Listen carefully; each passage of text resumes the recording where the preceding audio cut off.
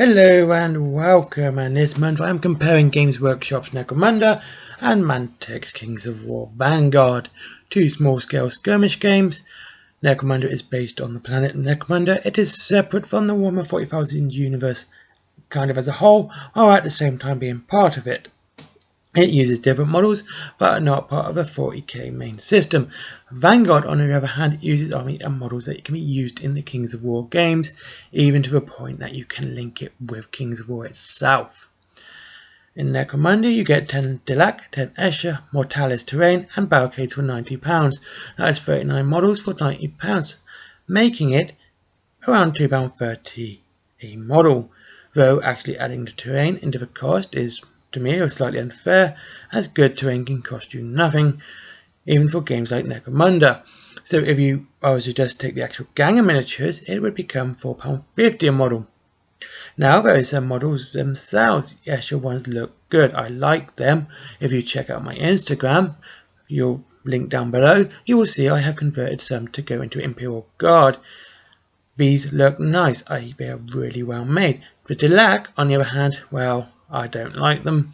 The robe and bold man aesthetic is simple and adds nothing that a better looking gang could have done. Unlike Kings of War and Age of Sigmar boxes, well, I'm happy to use any force that came in the boxes if and when I do battle reports, I got myself Cawdor to use instead. Dilac are uninspired in my opinion. They are very cliche in this dark dystopian future style gameplay. The bold man glasses, long trench coats has been done to death, and therefore they are uninspired and boring.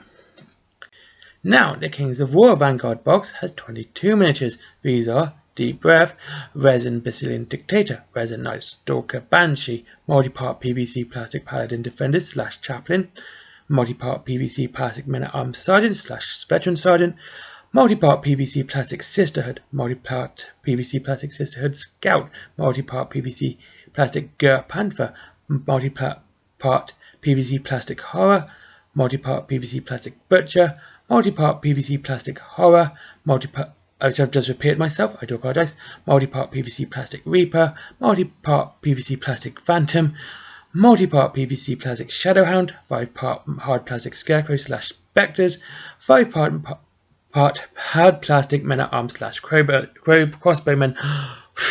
That is a lot. It is 20 models in whole.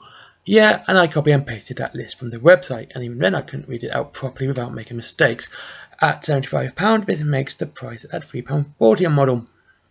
It's unusual for Games Workshop to have the better price per model, but this is made up in a sheer variety of model, and both warbands look really good. Though there is no terrain models in the box, making your own is free, so I left a link to my good friend Commissar Gam's Trash Terrain video. So the fact you can make terrain for free, adding this to maths for Necromunda feels redundant now. I feel, for the sake of clarity, keep it in, and let's also add the contrast between the two forces. See, Dilac and Escher are both gangers and therefore have this kind of same aesthetic. Basilians are quite clean and knightly compared to the spooky Night Stalkers. This is great, I love it. It is one of the few things that really attracted me to this box. The Necromunda rulebook is a full-size book and contains the lore and rules of the game. Unlike the Age of Sigmar book, the rulebook actually contains rules for the gangs in the game.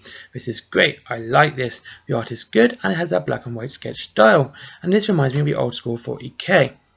But there is no action art, it is all just pictures of a single person in a fighting pose. It's good, but takes away a lot of what Necro is meant to be, an action-packed war zone for gangs. The lore is sparse, around about 20 pages. This includes a couple of paragraphs on each gang and how a hive city is actually made.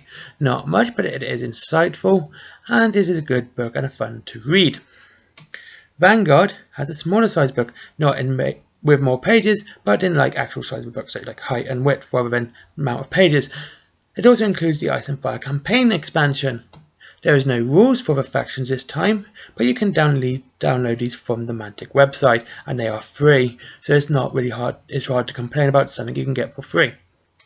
In the box there is the rules for the factions included, however, which is a good thing, seeing as War in the Holds actually missed out in the main rulebook the Ratkin rules, which are actually in a separate booklet. Again, when you go to Mantic, I will say this now, something I've noticed is that you do kind of have to look at the extra faction little booklets you get, like the get started ones, because they tend to have the things the rulebooks are missing. It's just something I've just noticed where Games Workshop doesn't kind of suffer from this.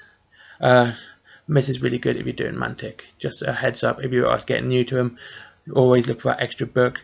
If you've been a veteran wargamer like I have, and you kind of avoid that, you kind of ignore that book now.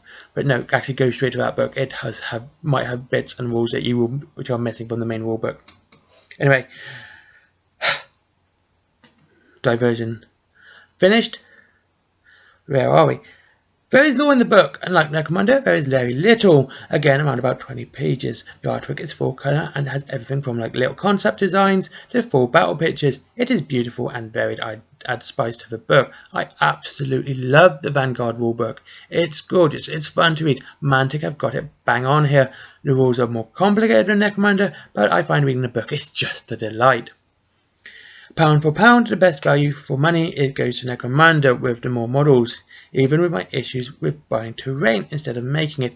The thing is, with terrain, you can use it in any system that is of a similar scale, which means you can use it in Vanguard. However, Vanguard takes it, while more expensive on per model basis, the box itself is cheaper by £15, it makes it up with a far superior rulebook and better looking and more varied models, and of course the campaign expansion really does give Vanguard the edge here. It was a hard call in my opinion, because I may have called it a draw between the two if any other gang was included in Necromunda. Delag just seemed to be a bit basic for a game like that.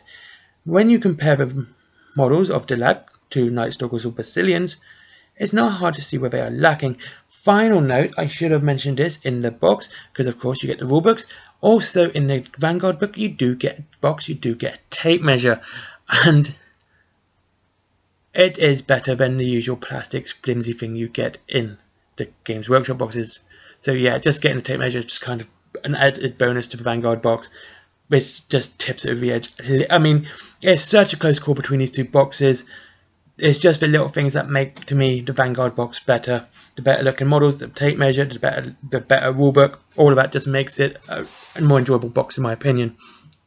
Anyway, thank you very much for watching. I hope you enjoyed the video. I hope I tried to be as even and as fair as possible. I don't want to be too biased either side. What are your opinions? What are your views? Leave your messages and comments down below as always. I do try to reply to everyone as always. And have a great day. Enjoy your hobby. Link to Element Games down below as always. As well as Forbidden Planet if I remember. Kind of forget that one at times. And have a great day. Oh yeah, share this video on Reddit. That would be a great help as well.